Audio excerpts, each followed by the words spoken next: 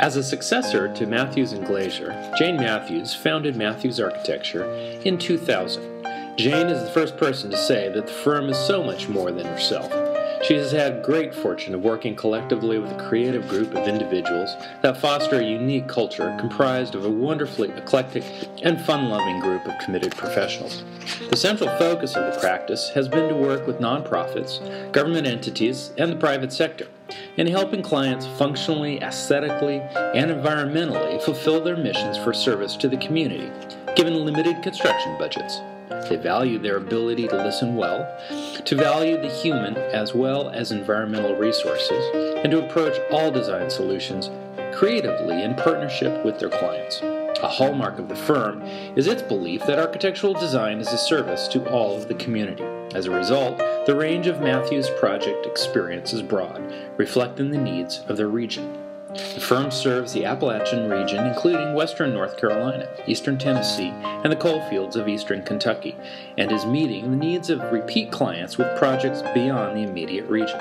Jane admits their overall approach, architectural generalists who serve diverse needs with very personal service, may not be the way to make lots of money as an architectural firm, but it's proven to provide the most satisfying results and responsive designs for those they work with.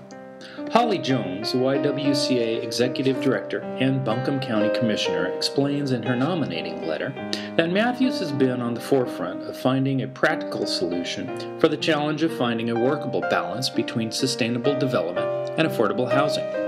The firm's design of Prospect Terrace is the first residential development certified by the North Carolina Healthy Built Homes Program. The 17-home development was a flagship for the state of North Carolina, as well as a shining example of affordable housing that is not only safe and decent, but attractive, sustainable, and healthy. The project has received national recognition from the Home Depot Foundation and was featured at the National Building Museum in Washington, D.C. at their symposium, Sustainable Design, New Directions for Affordable Housing. Their work also led to the creation of Asheville's Cottage Development Code to further encourage these types of infill housing projects. Additionally, Mathews has been actively engaged in riverfront development since it became a community priority more than 20 years ago. Jane has served as chair of the Riverfront District Design Review Committee. Because of this involvement, parks all along the river reflect the Mathews design sensibility. That spirit of community involvement has carried through to the rest of the staff, as members of the firm were instrumental in founding the Western North Carolina Green Building Council. With its long-standing commitment to sustainability, the city of Asheville chose Mathews Architecture to design its first LEED facility and largest construction project in many years, the new recreation center at Livingston Street Park, to be a model for how Asheville builds and serves the needs of its residents.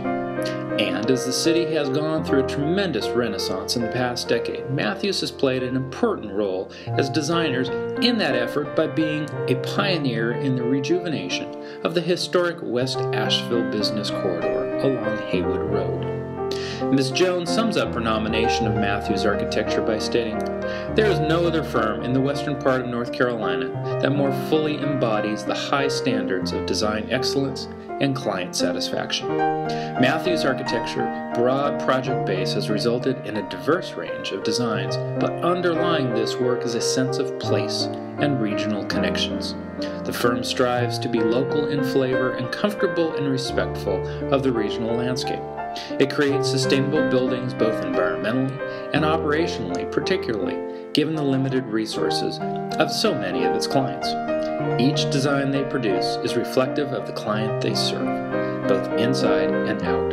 And through all this work, their goal is to leave the communities they work with, and our world, a little better than they found them, with buildings that endure and continue to serve the needs of those who live, work, and play in them."